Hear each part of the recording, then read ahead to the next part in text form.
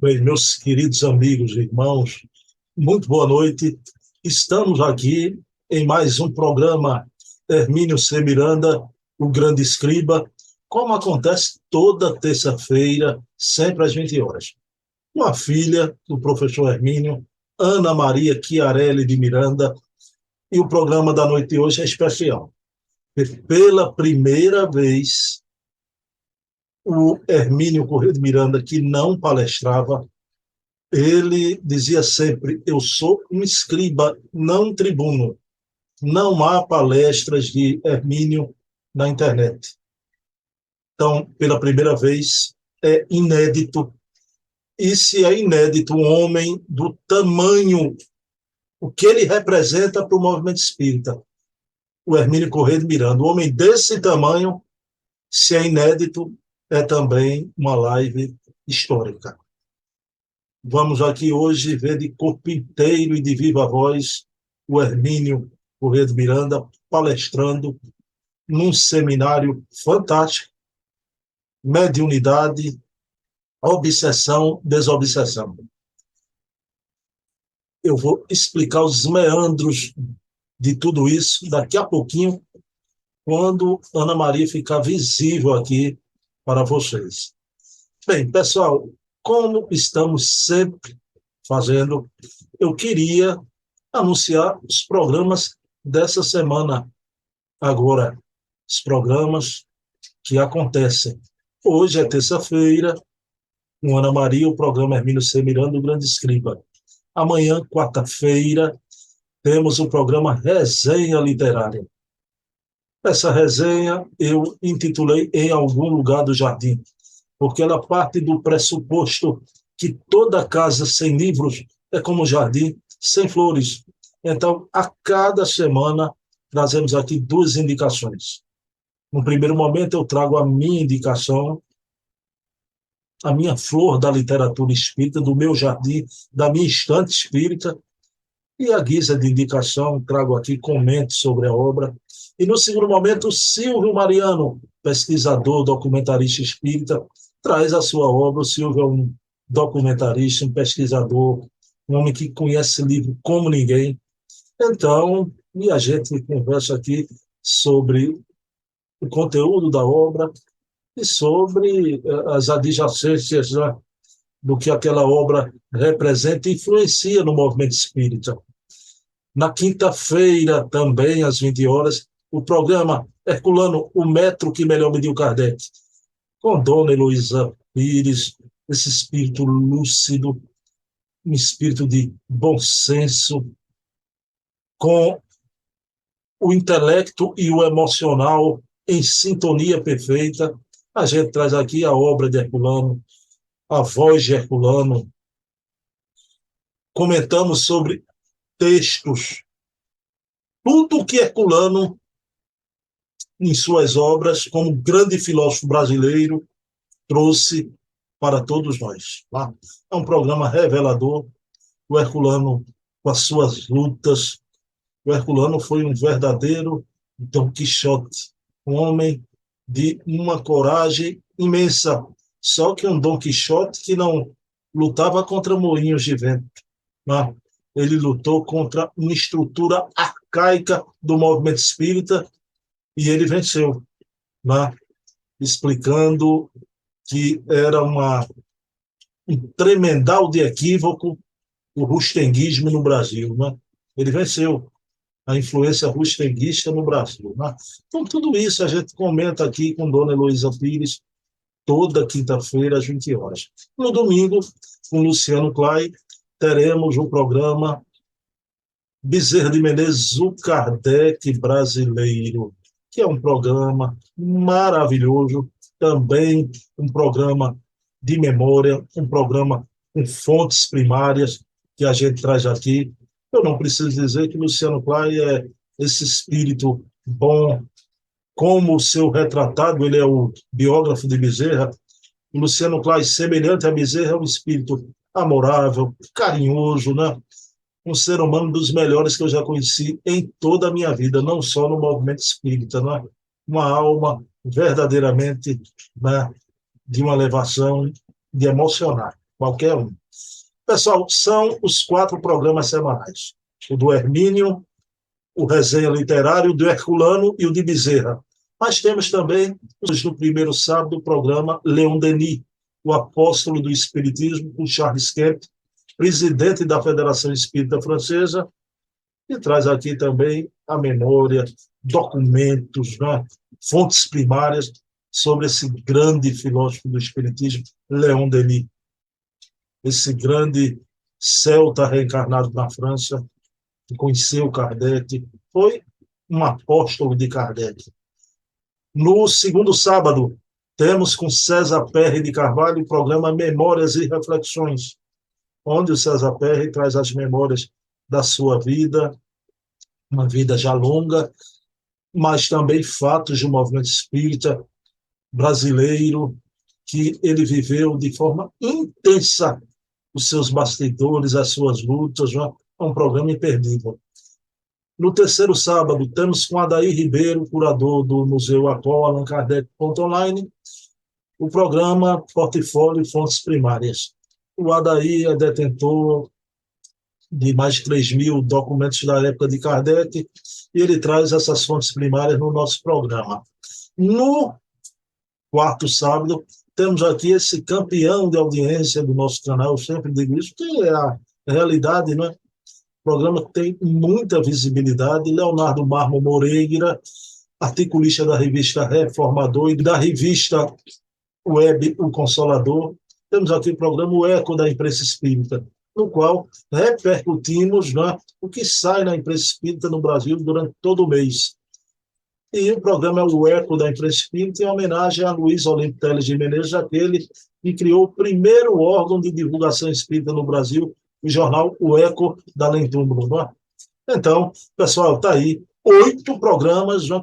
4 semanais e 4 mensais, um esforço exaustivo para a memória espírita nossa, do nosso movimento.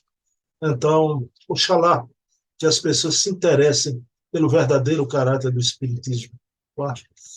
Bem, vamos aqui iniciar esse nosso programaço de hoje com a querida Ana Maria Miranda, não é? Que ela já está aqui juntinho de mim. Eu vou iniciar fazendo a prece, agradecendo a Deus, nosso Pai de bondade infinita, por essa noite tão especial, onde vamos nos emocionar, vamos ver o Hermínio Corrêa de Miranda, esse espírito maravilhoso, de corpo inteiro e de viva voz, palestrando com sua linguagem calma, tranquila, carregada de convicção e amor à doutrina espírita. O Hermínio, no seminário que fará aqui em 5 episódios, vai discorrer a sua sabedoria sobre todos os princípios da nossa amada doutrina espírita. Então, agradecidos a Jesus, obrigado, Jesus, por esse momento tão especial. Iniciamos o nosso programa da noite de hoje.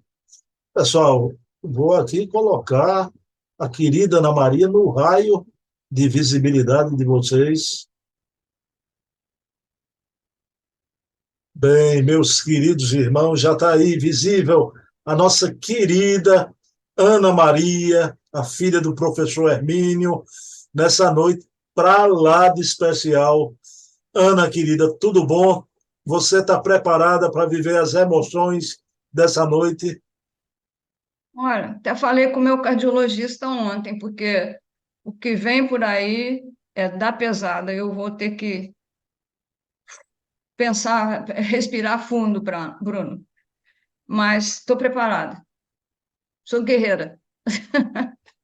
Ana, querida, eu queria, nesse início, já anunciei, né, alguns programas eu venho anunciando.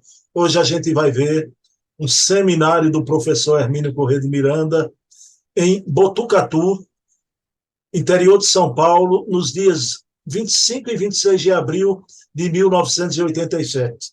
Há longevo, já 36 anos, mas a imagem boa, o áudio bom. Ana Maria, isso é uma responsabilidade para o meu canal, para esse programa, para mim, para você, mesmo como filha. porque Ana Maria cansou de relatar aqui. E o Hermínio próprio dizia, eu não sou um tribuno, eu sou um escriba. E eu já vasculhei a internet, não há palestras do professor Hermínio. Há uma fala, aquele programa no Globo Repórter, um vídeo, outro na FEB, uma fala ligeira. O Hermínio palestrante não há. E na noite de hoje a gente vai ver um seminário e só da parte do Hermínio, 2 horas e meia. Nesse seminário participou Divaldo e Sueli Calda Schubert, mas o que temos aqui é a parte do professor Hermínio, 2 horas e meia, que vamos cotejar em 5 episódios, porque ninguém tem um tempo disponível de 2 horas e meia, 5 episódios. O tema do seminário é mediunidade, obsessão, desobsessão. Eu queria dizer aqui, eu estava conversando até com Ana, pessoal, por ser 5 episódios, vocês vão acompanhar todos, eu tenho certeza. Mas, claro, em cada episódio desse, quando eu parar e encerrar o episódio da noite, vai ficar aquele gostinho de quero mais. Mas parou logo agora, logo aí. Onde quer que eu parasse, a sensação seria essa e vai ser essa, né? Então, mas esse gostinho de quero mais, para a gente ver o episódio a posteriori, né? Mas, Ana, iniciando aqui, eu queria agradecer, e vou querer a palavra de Ana também, a esse respeito, até mais importante que a minha, Ana, né? Mas eu queria agradecer a seu Valdemar Krepper, lá de Minas Gerais, das Alterosas, né? Essa alma boníssima, e graças a Ana Maria eu conversei com ele, uma conversa longa, não é? Seu Valdemar Krepper, ele é o artífice, né, deste programa, está saindo ao ar, porque foi ele quem mandou o arquivo para a Ana e depois mandou o arquivo para mim também. Né? Ele é do Centro Espírita Manuel Felipe Santiago, das Minas Gerais, né? De Belo Horizonte. Ana Maria, é importante eu dizer isso, viu? Seu Valdemar fez questão de me dizer que ele é torcedor do Cruzeiro Esporte Clube, lá em Minas, da Raposa das Alterosas, viu? O mesmo time do Leonardo Marmo, né? Nossa Senhora. Você vê como a conversa foi longa, viu, Ana Maria? Estou vendo, estou vendo. Mas eu queria agradecer, seu Valdemar, o senhor foi amigo do Hermínio, disponibiliza um material que é inédito. Ana, o material é inédito.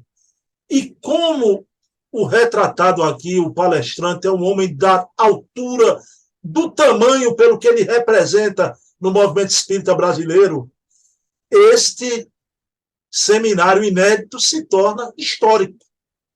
Pela primeira vez, o movimento espírita aqui no Brasil vai ver esse seminário. Então, seu Valdemar Krepper, gratidão. Aliás, meu amigo Valdemar Krepper, porque ele me repreendeu veementemente, ele disse, o senhor está no céu, não é?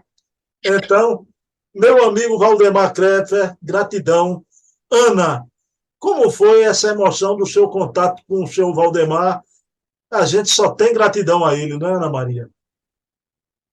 Olha, Bruno, é inusitado, porque como que eu ia imaginar uma coisa dessas, né? Eu não sabia, o papai, eu nunca soube que o papai tinha ido a Botucatu em primeiro lugar, que foi onde meu marido nasceu. Nunca soube disso. Então, quando o seu Valdemar me telefonou um dia e me falou desse vídeo, eu falei para ele, mas quando foi isso? Ah, 1987. Ah, eu fiquei tonta, falei, não é possível, papai não falava, papai não, papai escrevia. Aí ele falou, você vai se surpreender. Eu falei, tá bom. Aí um dia ele me ligou dizendo que recentemente, que eu digo é coisa de 2 anos atrás, mais ou menos, ou menos, Ana, eu vou mandar para você o vídeo com uma condição que nós fizemos aqui, era de não divulgar esse vídeo, né? Era uma coisa que eles tinham um projeto lá no centro dele para fazer com esse vídeo. Eu falei, você, Valdemar, nem que botasse um revólver na minha cabeça, eu botaria eu faço qualquer coisa com esse vídeo. E aí escondi o vídeo, escondi o pendrive. Ah, Bruno, eu fui procurar o vídeo. E cadê que eu encontrava? Eu escondi tão bem escondido que eu não me lembrava onde estava. Mas olha o que aconteceu, falando sobre prece, né, rapidamente. Eu falei assim, meu Deus, eu estou pedindo ao Senhor com todo o meu coração, com toda a minha fé, com toda a minha confiança.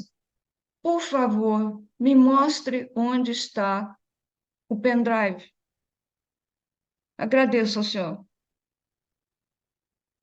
Levantei da escrivaninha, entrei no meu outro quarto, assim mesmo. Abri uma gaveta, lá no fundo da gaveta, eu encontrei o pendrive. Eu não acreditei, porque foi uma coisa assim, instantânea. A prece, estou toda arrepiada quando eu me lembro da cena, porque foi eu agradecer a Deus, levantei desse quarto onde eu estou, saí aqui pela porta, entrei no outro quarto, abri meu armário, abri a gaveta, enfiei a mão assim lá por trás e tirei o pendrive.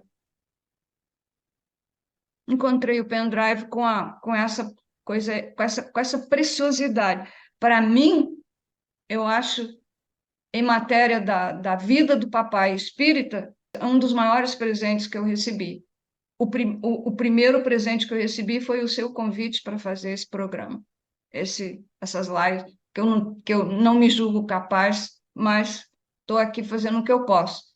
E o segundo, do seu Valdemar, eles se equiparam em matéria de importância e de relevância para mim. Então, eu sou muito grata a ele. Ele é um amor comigo, uma coisa assim de parentesco, sabe? E eu considero ele da mesma forma, um parente, uma pessoa muito querida, muito querida. É Seu, isso aí. seu Valdemar, querido, olha, o que Ana disse, não é? Na conversa de telefone, uma pessoa muito afetuosa, muito Muito. carinhosa, elevada.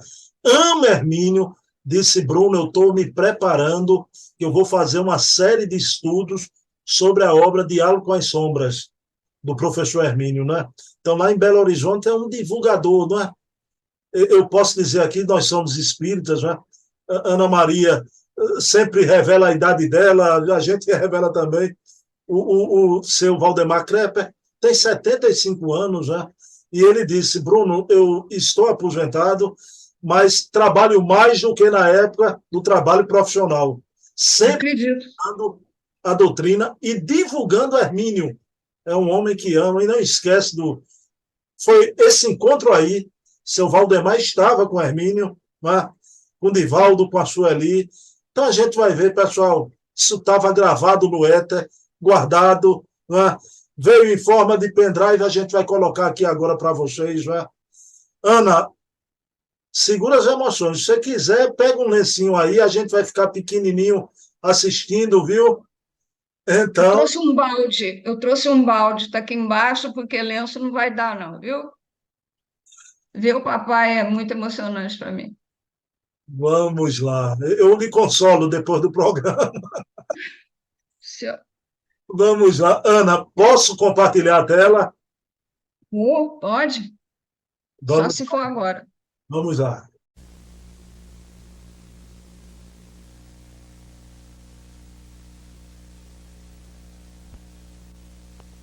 Fornecidos por ele mesmo. Quem somos nós para fazer uma biografia de Hermínio Miranda? Ele escreveu o seguinte: ele é natural de Volta Redonda, estado do Rio, onde nasceu a 5 de janeiro, fala o ano? Pode? De 1920. Profissional, hoje aposentado das Ciências Contábeis, trabalhou 38 anos na Siderúrgica Nacional, na qual exerceu cargos do primeiro e segundo escalões da empresa. No Espiritismo, começou a colaborar em Reformador, órgão da Federação Espírita Brasileira, em 1956, e posteriormente em outros veículos da imprensa espírita, com cerca de 500 artigos publicados. Livros publicados por Hermínio Miranda além dos 500 artigos. Crônicas de um e do outro, com Luciano dos Anjos. Sobrevivência e comunicabilidade dos espíritos. Terceiro, desencarnação e imortalidade. Quarto, reencarnação e imortalidade. Eu estou com o óculos de ver de longe. Está curto, olha aqui, estou cada vez mais longe. Agora melhorou. Diálogo com as sombras. Agora melhorou bem. As marcas do Cristo, são 2 volumes. Processo dos Espíritos. Histórias que os Espíritos contaram. O Exilado. A Reencarnação na Bíblia. A Memória e o Tempo, são 2 volumes também. Então são 10 publicações, sendo 2 com 2 volumes. E livros a sair, vamos prestar atenção. Cristianismo, a Mensagem Esquecida. A Dama da Noite. A Irmã do Vizir. Eu sou Camille Desmoulins, com Luciano dos Anjos. A diversidade dos crismas, dos carismas, por isso está horrível. Teoria e prática de mediunidade. O que é o fenômeno mediúnico? 3 temas atípicos e a criança. Dr. Hermínio ainda traduziu 3 livros. Muito Além da Morte, de Luiz Rodrigues. Grilhões Partidos. Passou de Manuel Filomeno de Miranda, de Valdo Franco, do português para o inglês. E A Feira dos Casamentos, de Rochester, do francês para o português. Tudo isso. Nos perdoem que eu não achei meu óculos de ver de perto, não sei onde foi parar. Sumiu bem agora. Então nós vamos ter agora Dr. Hermínio.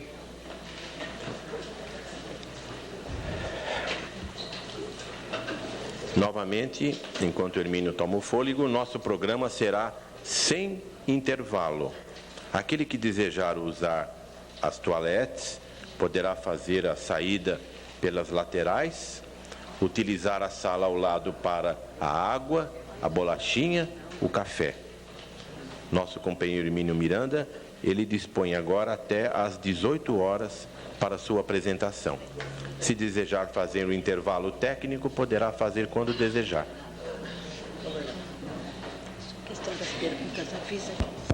Minhas queridas irmãs, meus caros irmãos, muito obrigado, na parte que me toca, pela presença de vocês todos. Pois é isso, o nosso Divaldo nos deixou aqui, como vocês viram, com toda essa responsabilidade, depois da sua inesquecível palestra e exposição,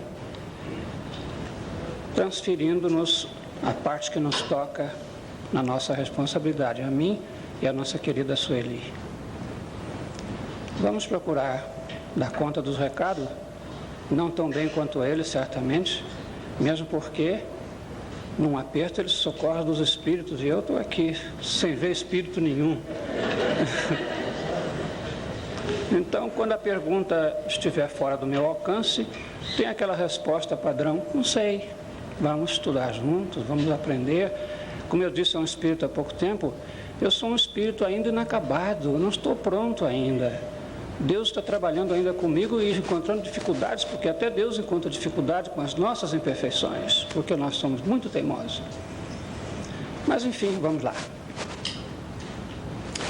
O escritor inglês William Somerset Maugham colocou num dos seus livros, está saindo bem o som, chamado Servidão Humana, uma personagem que se chamava Crenshaw.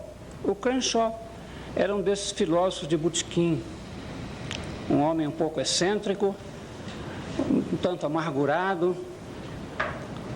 Talvez através dele o autor do livro tenha reservado para expressar as suas próprias opiniões filosóficas e seus comentários sobre a vida, que foi um escritor muito profundo, e Servidão Humana é uma das obras-primas da literatura mundial. E eu li esse livro muito jovem ainda, portanto, vamos botar aí uns 50 anos ou mais. E uma coisa me ficou muito na memória, que o Crenshaw tinha o que nós poderíamos chamar a doutrina da tapeçaria, ou a filosofia do tapete. A coisa se passa da seguinte maneira. Ele dizia que a vida é um tapete que a gente vai tecendo à medida que passa o tempo. Eu gostei dessa filosofia do nosso Crenshaw. E, com o tempo, fui desenvolvendo a meu jeito, com a minha gratidão ao autor, que eu sempre admirei, e do qual li outros livros. E hoje nós vamos usar aqui um pouquinho dessa teoria para explicar como que um livro como o Diálogo com as Sombras chega a ser escrito. O que acontece antes? O que acontece depois? Quais as esperanças que a gente põe nele? E quais as surpresas que nos reservam determinadas obras? Um livro escrito um pouco sem pretensões, apenas contando a minha experiência pessoal, o meu depoimento no trato com os irmãos espirituais. No entanto, eu vejo hoje este livro como que frutificando por si mesmo, suscitando emoções que antes eram só minhas, porque eu não sei lidar com os espíritos a não ser sofrendo com eles e chorando e rindo com eles às vezes. Temos que colocar nessa tarefa a nossa emoção, porque sem isto não dá para fazer o trabalho, temos que fazer outra coisa, não esse. Então vocês me desculpem se sair uma lagrimazinha aqui, não é resfriado não, viu? Bem, nós estamos aqui hoje, todos nós, tecendo um desenho dos tapetes das nossas vidas. Cada um de vocês trouxe uns tantos fios. Eu estou trazendo os meus barbantes. Divaldo apresentou hoje o começo do desenho com as suas lãs coloridas, com seu jeito artístico de traçar a trama das ideias. Sueli vai trazer amanhã outras lãs e as suas sedas, com aquele seu charme todo especial de contar as coisas. De modo que hoje é o dia do meu barbantezinho modesto, porque eu não sou orador, sou um homem da palavra escrita, meditada no silêncio da minha solidão, porque eu costumo dizer que me dou bem comigo mesmo. Então preciso de solidão para botar para fora aquilo que está dentro de mim. Por isso me perdoem a falta de entusiasmo oratório, de retórica, da maneira clara, lúcida, coerente de expor que tenho os meus dois, o antecessor e a sucessora. Então, este desenho que estamos aqui fazendo hoje no nosso tapetes poderá ser um desenho muito importante que vai distribuir fios por um futuro à frente, que poderá nos servir para, quando olharmos para trás, verificar, eu participei daquele desenhozinho que foi feito lá em Botucatu, determinado dia. Isto pode ser amanhã, pode ser daqui a 200, 300 anos, 5 séculos, sei lá. Porque há uma coisa interessante. Vamos começar do princípio. Nunca, evidentemente, eu havia pensado em escrever um livro como este, porque eu não havia pensado em fazer trabalho mediúnico. Quando comecei a me interessar pelo espiritismo, isto já foi acima dos 30 anos, eu quis entrar no espiritismo pelo portão da frente, não quis entrar clandestinamente. Procurei um amigo meu, que eu sabia espírita, chamava-se Euclides Fleury. Este homem trouxe fios importantes para o meu tapetezinho pessoal. Fleury, por onde eu começo? O que é que eu leio para saber o que é essa história de espiritismo?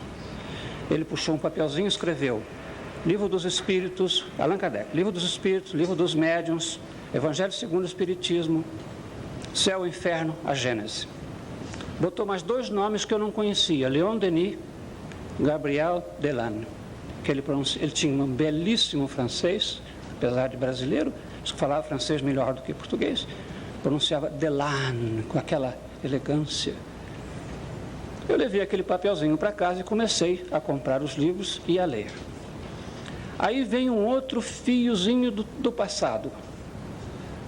Me deixou muito perplexa a emoção de verificar que eu conhecia um livro que eu nunca havia lido. Ou será que havia lido? Bom, li a pergunta, li a resposta, é isso mesmo. Mas é uma coisa que eu sabia que estava provavelmente gravada em algum lugar, que eu não tinha noção do que era, mas estava ali no meu pensamento, na minha memória oculta. Bom, muitos anos depois, Divaldo na Bahia, sem mais nem menos, que o Divaldo tem muito dessas coisas, né? Trouxe mais um fiozinho. Se você, na vida anterior, conheceu pessoalmente o Kardec, falou com ele algumas vezes, fez muitas perguntas, e é por isso que você, hoje, ao ler o Livro dos Espíritos, você teve essa sensação. Bem, esta passagem pela França é uma outra novela que eu não vou ter tempo de contar para vocês aqui, porque era um cidadão inglês que viveu uma existência muito longa, sendo que os últimos 15 anos dessa existência foram vividos em Paris. Uma espécie de exílio voluntário, não muito voluntário. Não por motivos políticos, mas, como direi, emocionais. Prefiro que manter a minha discrição britânica. E lá fiquei de 1851 até 1866, quando desencarnei aos 85 anos de idade. Ora, 51 a 66 foi o período em que Kardec lançou praticamente, acho que toda a codificação. Não é isso? Vocês têm de me cor as datas? 66, acho que foi o último livro, acho que é de 66. A gente. Então, naquele período, é claro que eu me interessando por todas essas ideias, é evidente que os livros me interessariam, e daí porque aquele estranho fenômeno de conhecer o Livro dos Espíritos. Mas a coisa caminhou, e novamente o Euclides Fleury, ele era um coronel do Exército, engenheiro, assistente do diretor, presidente da Siderúrgica Nacional, amigo meu de muito tempo. Fleury me telefonou um domingo pela manhã e disse que tinha acabado de conhecer um cidadão porto-riquenho, Luiz Rodrigues, Luiz com S, Rodrigues com Z, ele era porto-riquenho, que escrevera um livro publicado nos Estados Unidos em inglês, com o título God Bless the Devil, Deus abençoe o diabo, um título um pouco desusado, que ele estava traduzindo aquele livro e me convidava para trabalhar também nessa tradução. Fleury traduziria um capítulo, os ímpares, e eu os pares. Perfeitamente, aceitei. Acabei que eu traduzi o livro todo, que o Fleury não pôde continuar. Então, chegou mais um fiozinho para o meu desenho. E, novamente, o livro foi publicado com o título Muito Além da Morte, pela Freitas Bastos. O título não fui eu que dei, foi a editora. Não gostei. É um livro sobre possessão, fenômenos mediúnicos. Não é um livro espírita. É um livro sobre fenomenologia mediúnica. E o Rodrigues, passei a frequentar a casa dele. Ele fazia experiências de regressão de memória. Regressão de memória. Então chegou um outro barbantinho lá na minha tapeçaria. Examinamos, conversamos longamente, frequentei a casa dele durante muito tempo, fazíamos experiências. Eu não tinha ainda condição de experimentar. Eu ouvia as experiências dele e assistia. ele usava um processo de hipnose que ele rebatizou de hipnometria, uma palavra não muito adequada ao meu ver. Mas tudo isso era um aprendizado. E um belo dia, no nosso grupo, porque novamente o Fleury me convidou para frequentar um grupinho, foi a primeira experiência mediúnica a que eu assisti, era um grupinho muito modesto, Elisa Fleury, Euclides Fleury, eu, uma senhora muito velhinha, muito idosa, de mais de 80 anos, que fora positivista.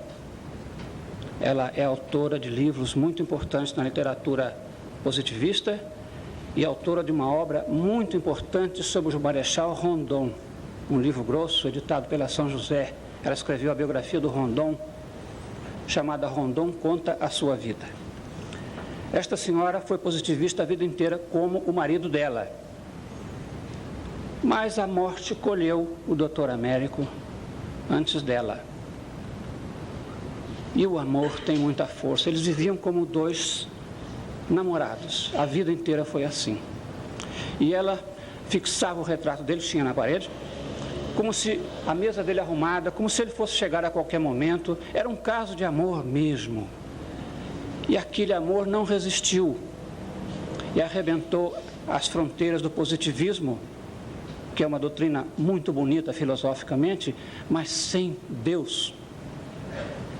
E Dona Esther, nós organizamos um grupinho lá na casa dela, para o qual eu fui convidado, e fazíamos aquela sessãozinha, não sei se vocês conhecem, do copo, com as letras dispostas em torno de um tabuleiro, um copinho, até era uma tampinha de alumínio.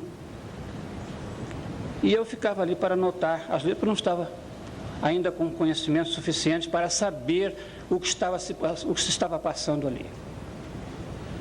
Mas fui me entrosando naquele ambiente. Posteriormente organizou-se um grupo mediúnico já em casa do Fleury, um grupo maior, com 10 ou 12 pessoas, e novamente eu fui convidado. Cheguei lá, sentei-me na mesa, não tenho mediunidade ostensiva, não sabia o que é doutrinar, conversar, dialogar com os espíritos. Então me sentava ali, observava, dava a minha contribuição de vibratória, a minha prece e aprendia. Estudava as coisas, meditava, levava aquelas ideias para casa para encontrar o caminho que eu estava procurando, não pela descrença, não fui descrente, mas qual o caminho melhor, não é? E ali fiquei alguns anos, até que um belo dia, uma bela noite, né, resolveram botar um pouco de ordem, que era um grupo assim informal, familiar, recebíamos os espíritos, bons médiuns, conversávamos e tudo, mas não tinha assim uma finalidade. Eu não sabia que os espíritos já estavam me planejando, eu acho que eles já tinham até em mente o diálogo, sei lá. E chegou então esse dia, os dirigentes lá do trabalho, Fleury, um outro amigo meu, disseram, vamos botar ordem nesse negócio. Fulano são os médiuns, Fleury faz a prece inicial, e Diolindo, que sentava-se ao meu lado, não sei se vocês sabem que o Diolindo também tinha uma mediunidade de incorporação muito tranquila, muito serena, sentava-se à minha esquerda e recebia muito padre, muito sacerdote, eu acho que eram meus amigos dele, gente do nosso passado. Alguns vinham fazer exorcismo, vinham nos benzer em latim, etc. Que nós estávamos com parte com o demônio, né? Coisa dessa hora. Então, fulano são os médiuns, fulano vai fazer a prece, o Diolindo dava o passo, fazia a prece final. Você, Hermínio, vai falar com os espíritos. Nossa, eu levei aquele... Como? Falar o quê? Eu não estou sabendo o que se passa, né? Assim, o choque, a surpresa, eu me sentia despreparado, era muito cedo, eu tímido, assim, temeroso de não saber o que dizer na hora, porque... pelo que eu estava vendo lá, a coisa não era tão simples, né? Mas era a decisão do grupo e eu, modestamente, aceitei, humildemente, tinha que cumprir a ordem da estrutura do grupo. E assim comecei eu a falar com os espíritos. E assim comecei a aprender com eles, porque eu nunca ensinei nada aos espíritos. Nunca tive a pretensão, nem a ousadia, nem conhecimento. Eu vou ensinar o quê? Que a vida é imortal, que o espírito sobrevive, que o espírito se reencarna, que Deus existe, que a comunicabilidade é um fato. Quais são os princípios fundamentais do espiritismo? Sobrevivência, reencarnação, imortalidade, comunicabilidade, existência de Deus e a doutrina da responsabilidade pessoal nossa perante as leis universais, as leis de Deus. Eles estão cansados de saber disto, podem nos dar lições.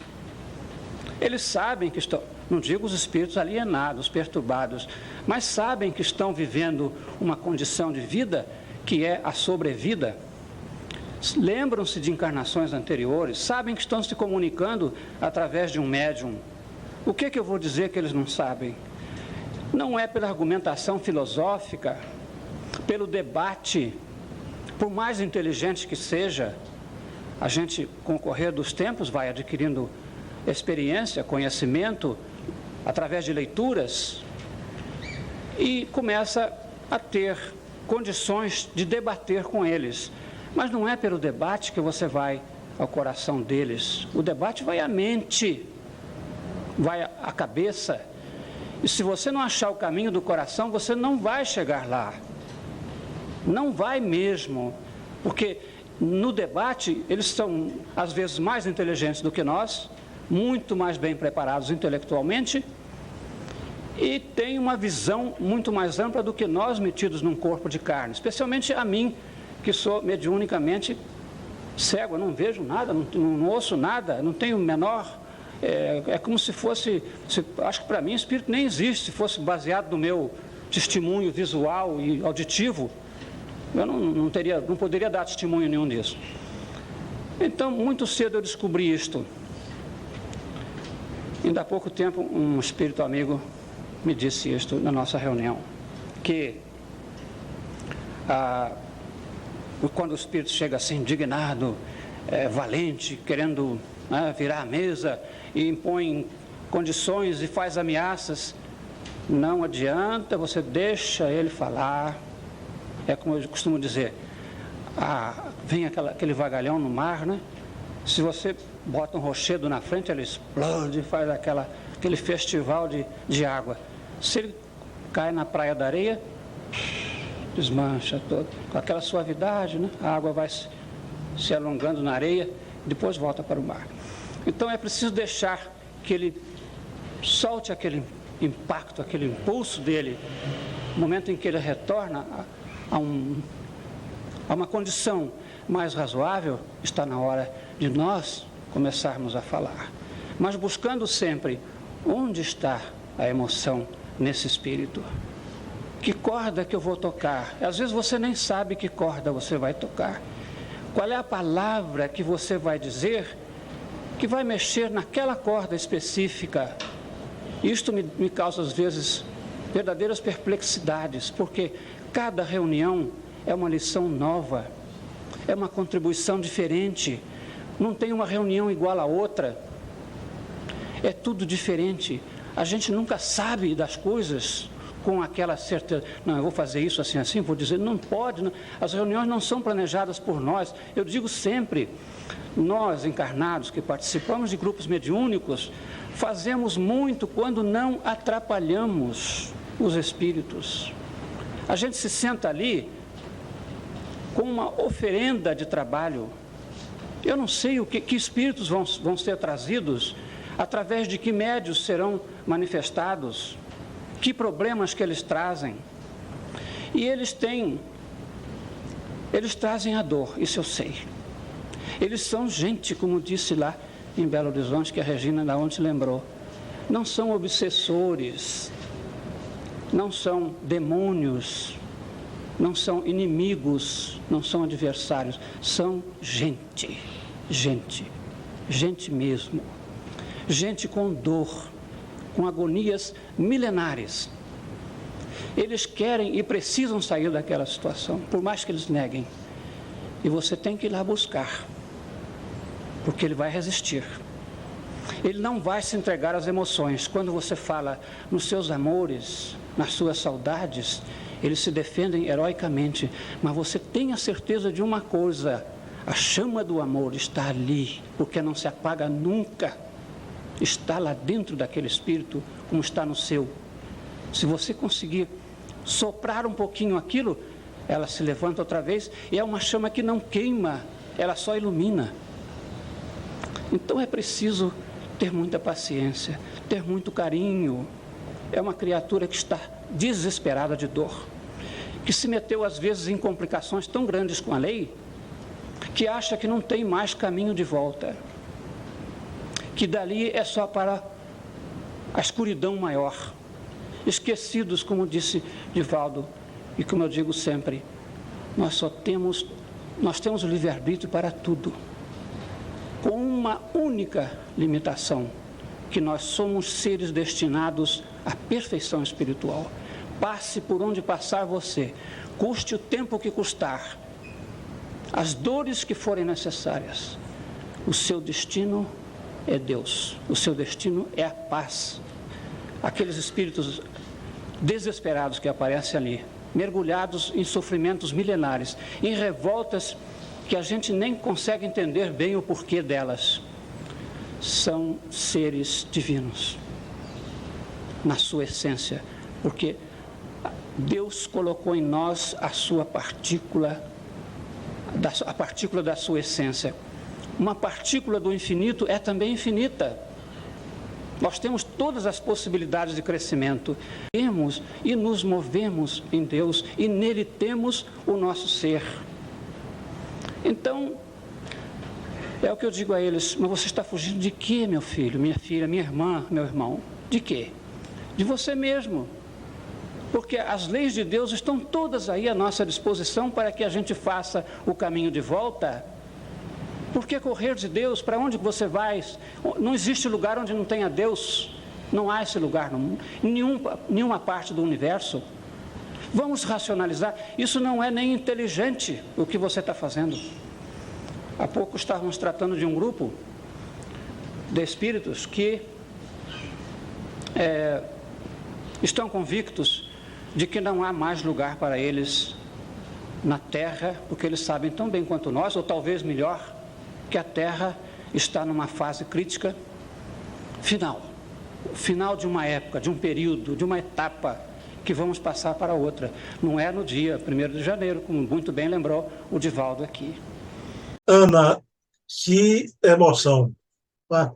Não como você, mas eu marejei meus olhos, porque seu pai é de uma beleza, de uma elegância espiritual, e não só a fala, eu percebi o tempo inteiro o olhar seguro de um homem bom, de um homem muito bom.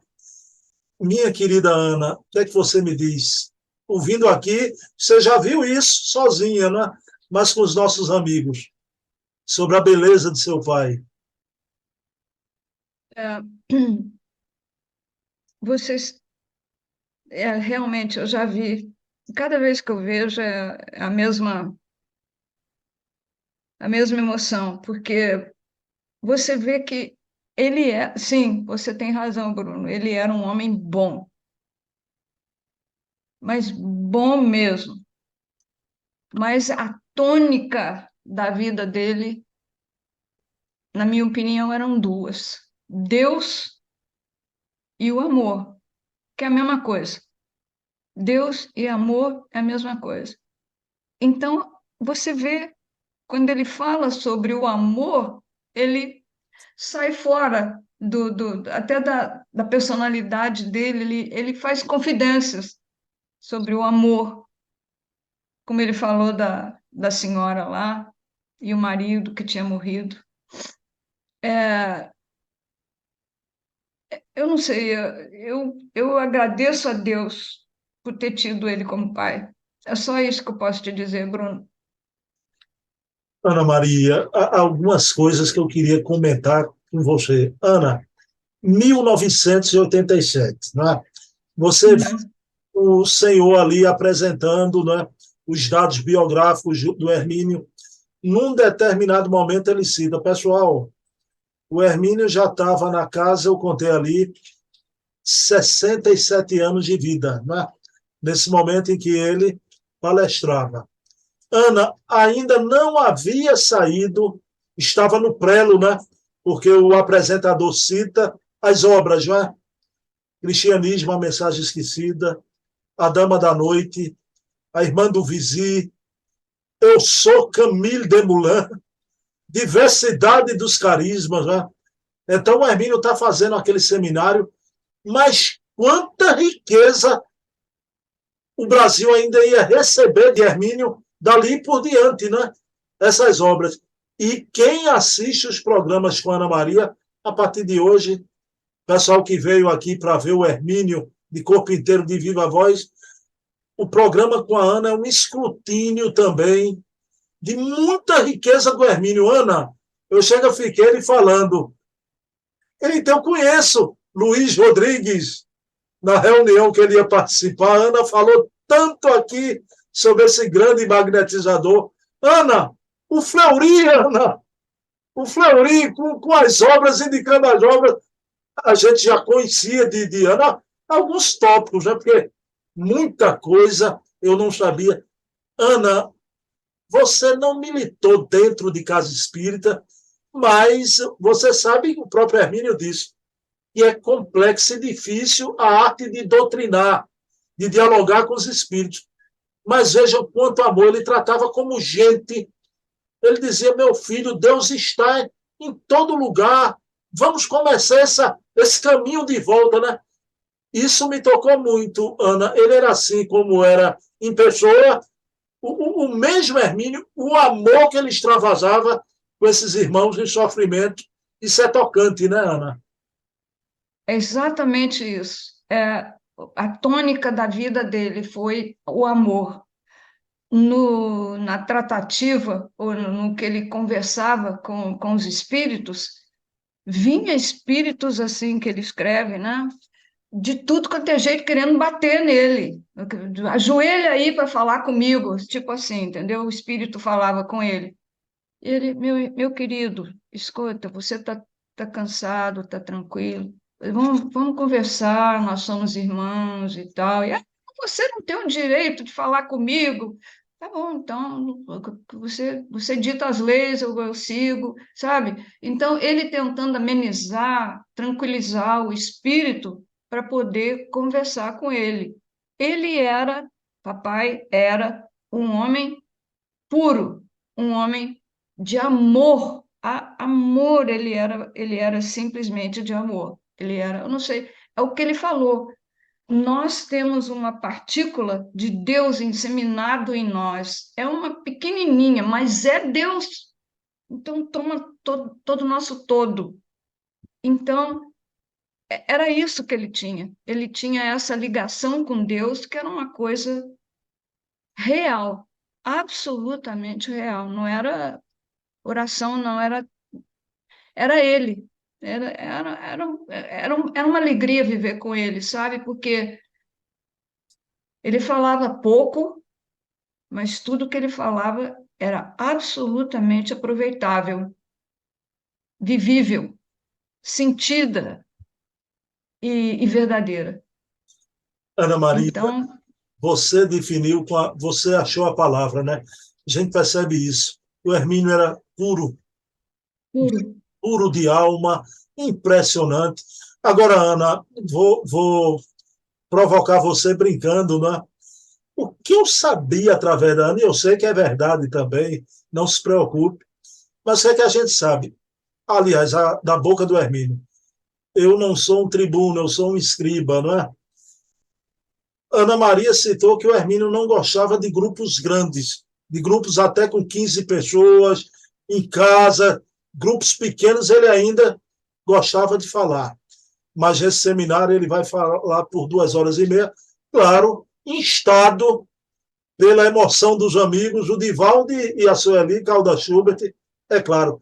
Mas, Ana, a minha impressão, Ana, tudo bem, ele tinha o Hermínio era introvertido, mas, Ana, o que eu percebi aí foi um orador excelente, claro, as ideias cristalinas, com didática e com uma calma e uma tranquilidade, um orador que não precisa gritar, seguro do que fala, fala baixinho, não é? Mas com muita categoria. Ele não quis investir na carreira, viu? Mas, aliás, até na reencarnação atrás, como o São Bernardo, foi um grande orador. Eu acho que a oratória veio apenas adormecida nessa encarnação. Não é, Ana? Ele não acordou desse sono, não. Ele continuou dentro da linha que ele queria seguir de escriba, de escritor. E é por isso que talvez a oratória estivesse dentro dele, mas não saía, não era projetada, que ele escrevia conversando com o leitor. Eu tenho a impressão que a ligação estava aí. Ele queria falar, mas não tinha dom, ele achava que ele não tinha o dom. Ele sempre foi um homem muito quieto, muito calado, muito silencioso, desde a juventude. Tanto que chamavam ele de vigário, quando ele era jovem no colégio. Uma espécie de bullying da época, né? Eles chamavam ele de vigário, porque ele nunca queria jogar futebol, ele nunca queria participar no recreio das aulas, não. Ele estava sempre escrevendo.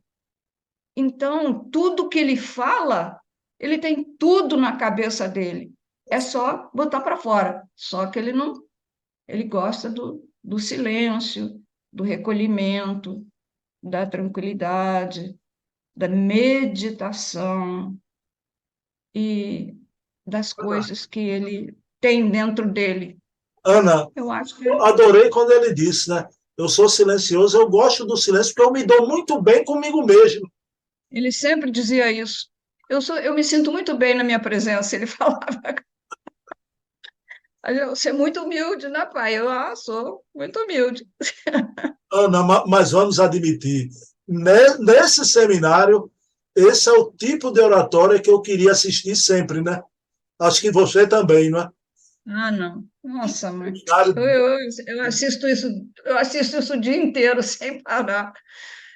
Ele chega a ser engraçado às vezes. Durante a live, vocês vão ver, a palestra dele, vocês vão ver. Ele tem um espírito de humor.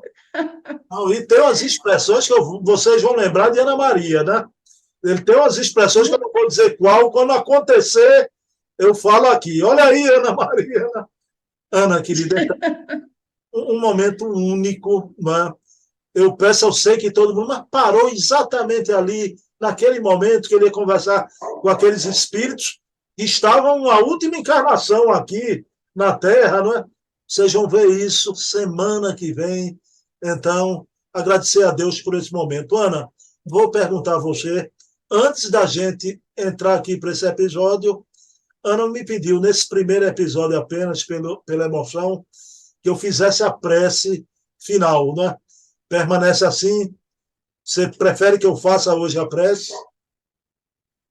Por favor, Bruno, eu estou assim um pouco engasgada e é melhor você fazer, viu? Por Bom, favor. então, meus queridos irmãos, vamos agradecer a Jesus. E nessa prece, Jesus, me permita fazer um preito de afeto e gratidão imorredora a você, Hermínio Correia de Miranda, querido pai, querido esposo, querido amigo, querido mestre, porque o que estamos tendo aqui nesses episódios é realmente o ensinamento, as lições de um mestre. Ensinamentos oriundos de uma alma de escola que há tanto tempo vem pontificando na Terra, como Barnabé, Melanchthon, Bernardo, Robert Browne, mas aqui nessa edição, este grande e velho escriba, o papai da Ana Maria Chiarelli de Miranda, o esposo de Dona Inês. Gratidão, professor Hermínio, porque sabemos, eu e Ana, que essa manivela para esta beleza de lição que estamos a ter através desse vídeo.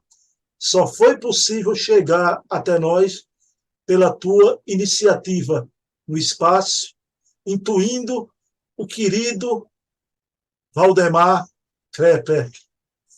Então, pedindo permissão a Jesus, a quem tudo devemos, e com gratidão ao professor Hermínio, e com gratidão a Deus, encerramos o nosso episódio da noite de hoje. Meus queridos irmãos, eu vou dizer uma coisa a vocês, viu? Eu não perdia o próximo episódio da semana que vem, nem desencarnado, viu? Se desencarnasse, era para vir ver o programa da mesma forma. Quero dedicar esse programa a você, minha mãe, Eva Tavares, o programa de Hermínio, mamãe. Aquele que você me deu quando minha primeira filha nasceu, um livro com tua dedicatória, Nossos Filhos São Espíritos. Né? Então, Ana, querida, um abraço. Até semana que vem. Beijo na alma. Posso lhe dar um conselho? Pode. Quando a gente sair da tela, chore à vontade, aos borbotões. Eu estou chorando há muito tempo, Bruno, mas olha, parabéns pelo que você falou, ou melhor, gratidão pelo que você falou. Eu jamais poderia ter falado o que você disse, e agradeço também ao seu Valdemar de coração por me ter presenteado com esse vídeo. Que as pessoas vão poder ver o que era o papai. O papai era isso, é o que eu disse, é amor puro, uma pureza de alma. Agradeço a Deus pela existência dele. E meus irmãos também, Marta e Gilberto, sentem a mesma coisa que eu sinto. Não posso deixar, eu não sou sozinha nessa empreitada de amor do papai, de visão do amor do papai, não. Era igual para todo mundo, viu? Muito obrigada, Bruno. Obrigada, seu Valdemar. Que Deus lhe proteja, dê saúde para vocês dois e paz. Fechamos o cerco. Dona Inês apareceu aqui num divã de fotografia tão lindo, né? E agora o velho escriba, né? Ana, o programa tá tão lindo que eu estava com medo que não terminasse. Mas, pessoal, por hoje terminou. É só uma pausa, um estacato, né? Não é ponto final, é ponto e vírgula apenas, viu? Até semana que vem. Beijo, Ana. Tchau. Obrigada a todos.